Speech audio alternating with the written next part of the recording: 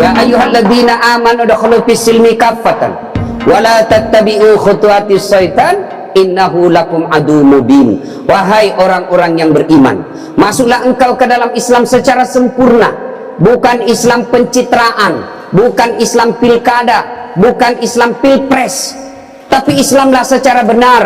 Wala tattabi'u khutuwatis syaitan, dan janganlah engkau ikuti langkah-langkah setan, karena sesungguhnya setan itu musuh yang nyata bagi kalian. Musuh kalian bukan ulama, musuh kalian bukan pemerintah, musuh kalian bukan polisi, musuh kalian adalah setan, di mana setan itu musuh yang nyata bagi kalian. Itu firman Allah. Dan Bapak Ibu, kalau saya ceramah seperti ini, taksiah seperti ini, jangan pikir setan tidak ada di tengah-tengah kita. Ada setan di tengah-tengah kita.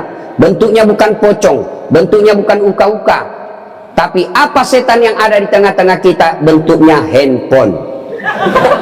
Orang sudah ceramah masih sibuk juga. Setan itu bos, mengalihkan perhatian. Simpan dulu HP-mu. Dengan kau dulu ceramah jauh-jauh ini dari Makassar ke sini bos. Simpan dulu HP. Sebentar selfie. Ini sudah selfie lagi. Paling tidak suka itu Pak Menteri, selesai ceramah kita diminta selfie. Orang capek keringatan. Selfie Ustaz. Udah gitu ibu fans saya juga heran. Paling sering saya ngegas itu di depan ibu-ibu, tapi senang juga dengar ceramah saya. Selesai ceramah, Ustaz selfie dulu. Ayo sini jaga jarak ya. Ulang Ustaz, kabur. Ulang Ustaz, kabur. Dalam hatiku, bukan itu HP-mu yang kabur, mukamu yang kabur. Simpan dulu HP bos, simpan dulu. Kita dengar ceramah dulu ya. Kita dengar ceramah dulu ya. Ya, kita dengar. Kalau bisa jangan ada siaran langsung, minta tolong ya. Karena ini acara untuk orang Islam ya. Nah kalau kita siaran langsung, tiba-tiba ada yang tidak senang dengar dakwah saya, dibulilah saya. Kalau ada bapak mau nonton nanti ceramah saya, simak di YouTube saya, channel saya. Jangan lupa like and share. Maju Pak Eka. Ya, simpan dulu HP, kita dengar dulu ceramah ya. Simpan dulu ya, bisa? Pak, kalau bapak nasihat perkawinan tidak perhatikan, wajar, lagi gembira-gembira. Orang masuk rumah baru ada ceramah, bapak tidak simak, ya wajar, orang lagi senang-senang. Tapi kalau taksiah, masih juga belum konsentrasi dengar ceramah, mati sudah hatinya bapak itu. Itu yang disebut Quran kaswatul qalbi, bahasa Bugisnya kakdoro, doati, keras hati. Diceramai tidak dengar, diceritakan neraka, apa dia bilang? Kayak dia dari neraka. Mati hatimu tuh. Jangan ketawa, saya suruh-suruh. Bapak saudara-saudara sekalian, wa qala idzan bismillahirrahmanirrahim. Innallaha wa malaikatahu yusalluna 'alan nabi. Ya ayyuhalladzina amanu sallu 'alaihi wa sallimu taslima. Sesungguhnya Allah dan para malaikatnya, subhanallah, Allah dan para malaikatnya. Allah perintah puasa, Allah tidak puasa. Allah perintah haji, Allah tidak menunaikan ibadah haji. Allah perintah sholat, Allah tidak menunaikan sholat. Allah perintah kita sholawat. Innallaha wa malaikatahu. Allah dan para malaikatnya bersalawat kepada Rasulullah Muhammad SAW. Tidak cukup sampai perintah salawat, tapi Allah lanjutkan lagi. Yusalluna ala nabi, sallu alaihi wasallimu taslima. Bersalawat dengan sebaik-baik salawat. Maka tidaklah sopan bersalawat sambil merokok. Tidaklah santun bersalawat sambil minum air. Tidak diajarkan. Salawat dengan sebaik-baik salawat. Itu perintah Al-Quran. Maka ketika Rasulullah disebut namanya Muhammad sallallahu alaihi wasallam, perintah untuk bersalawat. Ibu bapak saudara-saudara sekalian, keluarga besar almarhum Bapak Tony Effendi bin Muslim Effendi, teristimewa yang kita hormati, tamu kehormatan kita pada malam ini, Pak Menteri BKPM RI. Luar biasa Pak Menteri kita ini. Dari tadi saya lihat, memang ini baik ini Menteri ini. Kalau begini semua Menteri Republik Indonesia aman Pak. Coba gayanya Pak, enggak ada yang tahu dia Menteri kalau dari kampungku ini. Mana enggak ada gaya-gaya Menteri sama sekali. Ini yang disebut menyatu dengan rakyat. Ada pejabat datang 1 jam sebelum datang sudah macet jalan, ditutup kiri kanan. Ini bikin repot rakyat. Bapak saudara-saudara sekalian, ya kita takziah sedikit ya. Nah, takziah ini adalah bahasa Indonesianya memberikan hiburan. memberikan gembira, membuat orang bergembira terhadap keluarga yang ditinggalkan. Nah, suatu kali Sulaiman alaihissalam lagi ceramah, tiba-tiba seperti ini, seperti kita seperti ini ya. Tiba-tiba ada tamu tadi undang, dan tamu ini berkata, "Assalamualaikum ya Rasulullah."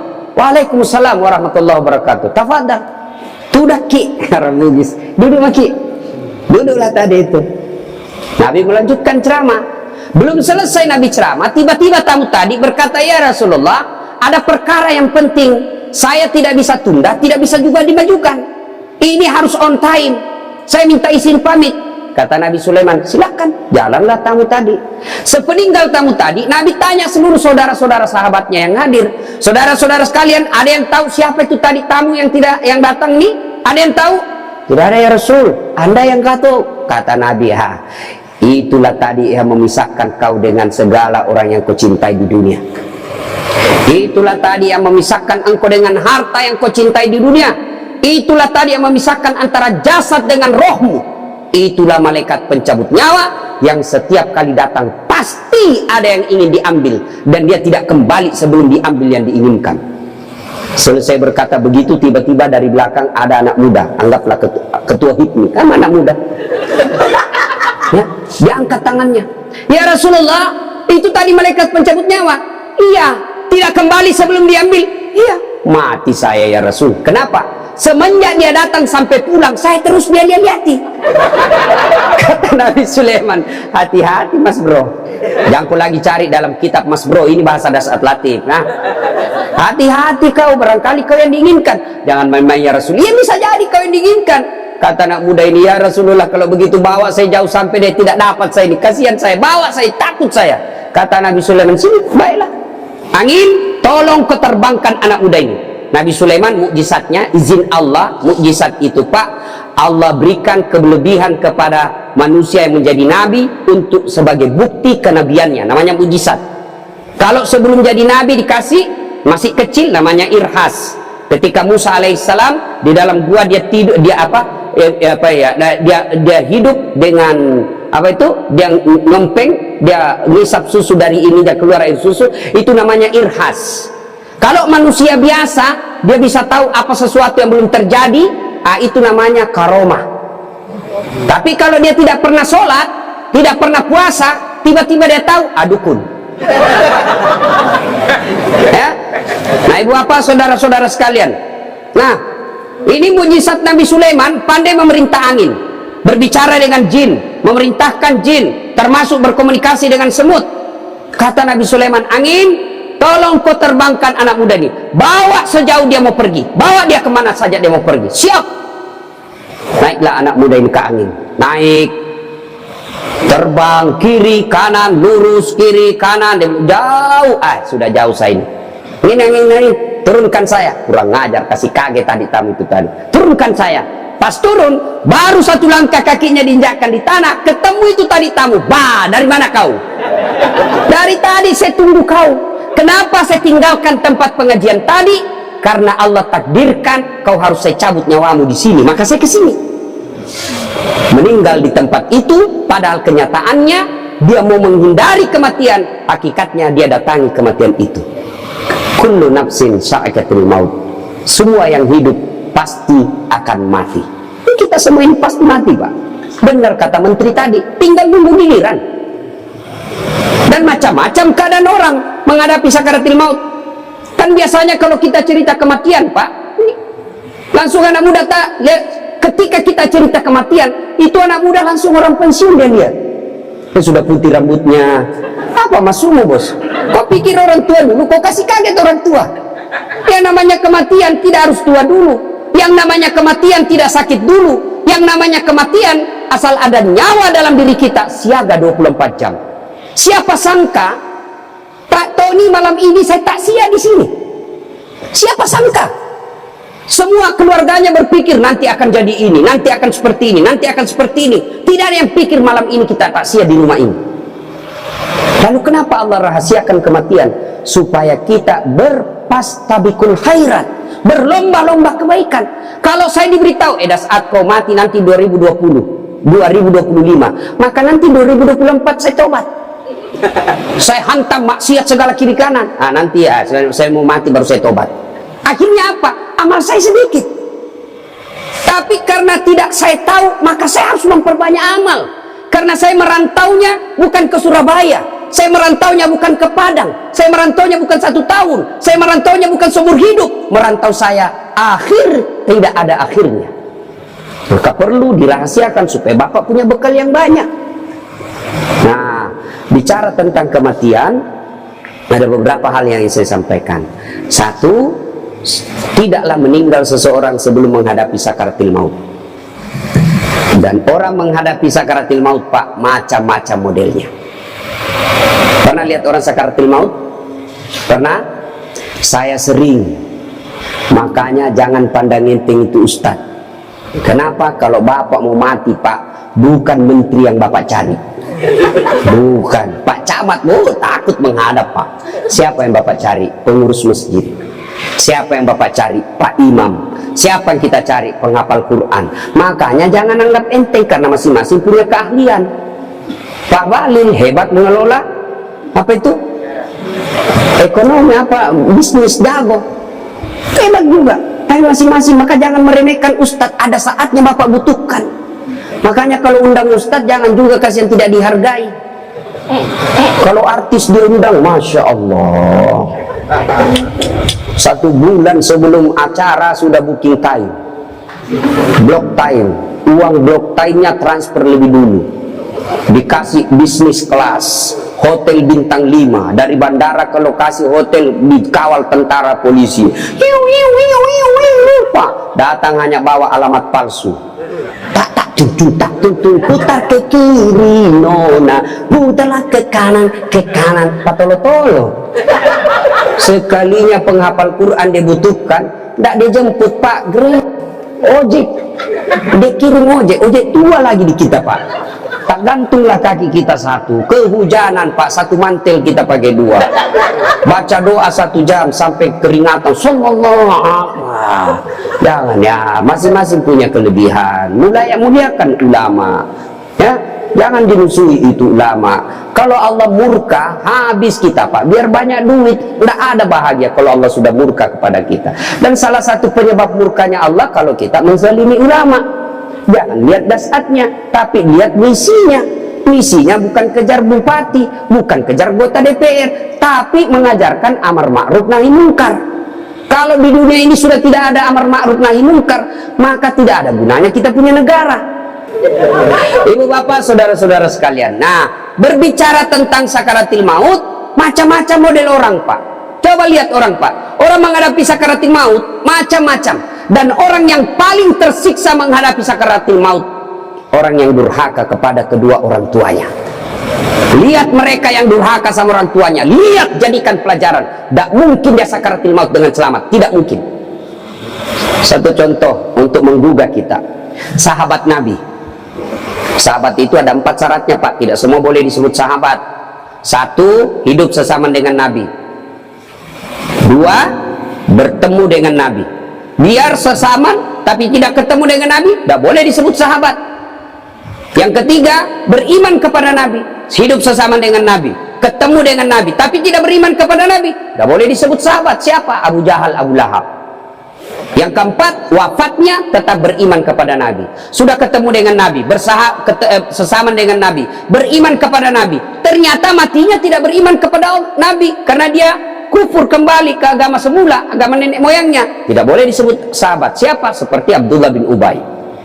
Sahabat Nabi ini bernama Alqamah, rajin sekali ibadah. Di mana Nabi dakwah, di depan ada Alqamah. Di mana Nabi berjamaah, di belakang ada Alqamah. Tapi anehnya ketika sakaratil maut tidak bisa mengucapkan 2 kalimat syahadat.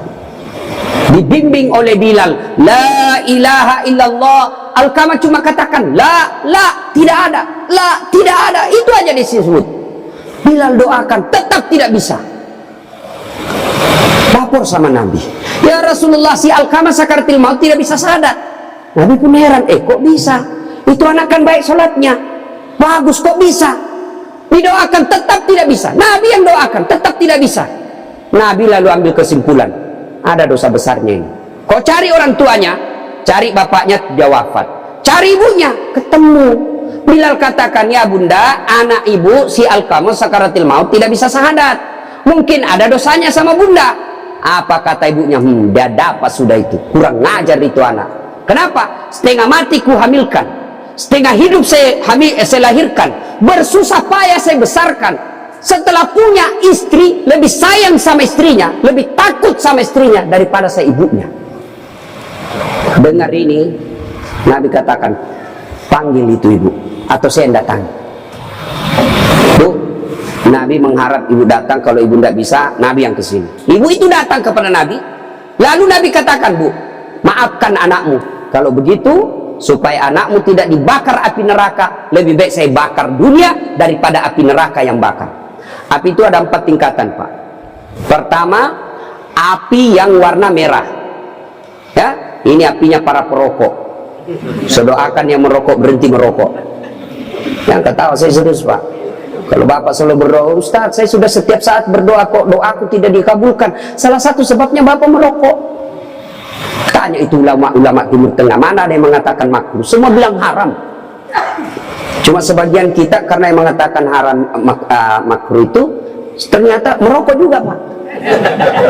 Jangan marah yang merokok, Pak. Saya doakan Bapak berhenti merokok, tabung uang pergi umroh. Itu lebih utama, atau kurban. Saya tidak bisa jalan otakku kalau tidak merokok, Ustaz. Bohong. Buktinya Bapak puasa jalan otaknya. Ramadan, nah yang ada adalah Bapak belum punya itikat yang kuat untuk sembuh. Baik merokok, kalau Bapak betul mengatakan rokok baik, coba Bapak panggil anak besok yang masih SD sama istrinya, Bu, ayo beli rokok, kita rokok bareng-bareng. Oh, pasti dia bilang, awas kalau aku merokok, nah saya tempelin kau, 10 menit kau beli rokok, nak pret. Ya, mudah-mudahan berhenti. Ya, itu rokok warna merah, apinya biru, apinya ibu-ibu di kompor gas. Putih, apinya itu yang kalau kita motong-motong baja di perusahaan-perusahaan besar itu, Pak, dibakar lagi 1000 tahun, apinya berubah menjadi hitam. Inilah api neraka. Kenapa digambarkan merah? Karena kita yang ada di benak kita untuk di dunia sekarang, api itu merah. Nah, ibu bapak, saudara-saudara sekalian, kata Nabi, lebih baik saya bakar api di dunia daripada api neraka yang bakar. Kata ibunya, silakan bakar, sakit seperasaan saya. Nabi katakan, oke, saudara-saudara sekalian, kumpulkan kayu. Kumpul kayu, nyala. Lalu Nabi katakan, angkat. Bu, betul, tidak mau saya Rasul. Angkat, lempar. Begitu mau dilemparkan masuk neraka, api, ibunya berteriak, tahan, tahan, jangan kau bakar anakku. Ya Rasulullah, saksikan, saya ampuni seluruh dosa-dosanya anakku, jangan kau bakar. Tidak ada artinya penderitaan saya kedurhakaan dia, tidak ada artinya kedurhakaannya banding penderitaan saya hamil, melahirkan dan membesarkan dia. Saya maafkan anakku. Nabi lalu bertanya, betul ibu maafkan? Betul ya Rasul. Turunkan dia. Setelah diturunkan, dituntun kembali, la ilaha illallah Muhammad Rasulullah. Mampu dia syahadat dan wafat. Kisah ini menunjukkan bahwa sahabat Nabi saja durhaka kepada kedua orang tuanya, durhaka kepada ibunya, tidak bisa syahadat ketika sakaratul maut. Maka ketika ada orang sakaratul maut, susah sekali nyebut, susah sekali istighfar, susah sekali 2 kalimat syahadat, panggilkan orang tuanya untuk mengampuni anak-anaknya.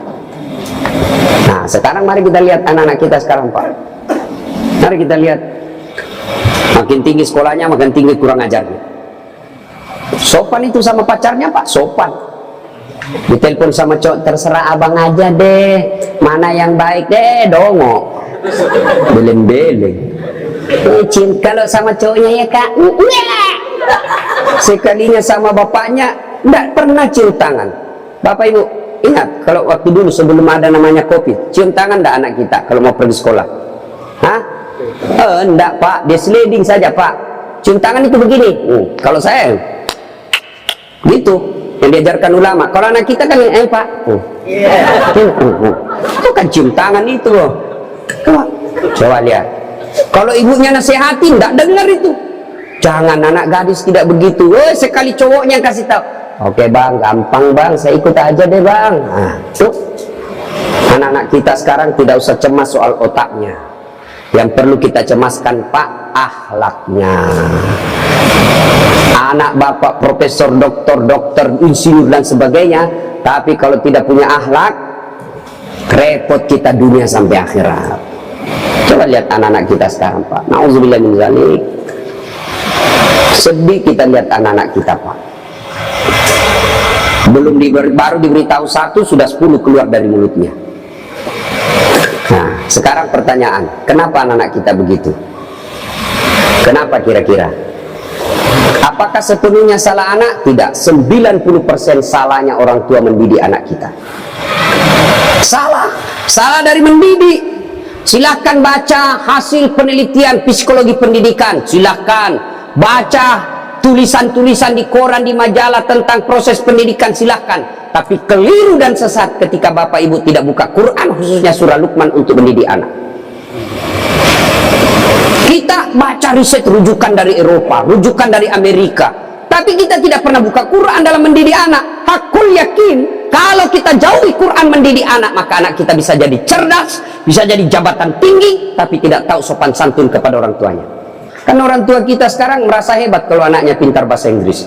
Ustadz, itu anaknya hebat betul, tetangga saya. Kenapa? Itu belum SD itu Ustadz sudah lancar bahasa Inggris. Apa hebatnya? Banyak yang begitu. Masa banyak Ustadz? Silakan bapak-bapak ke Inggris. Tanya Pak Menteri.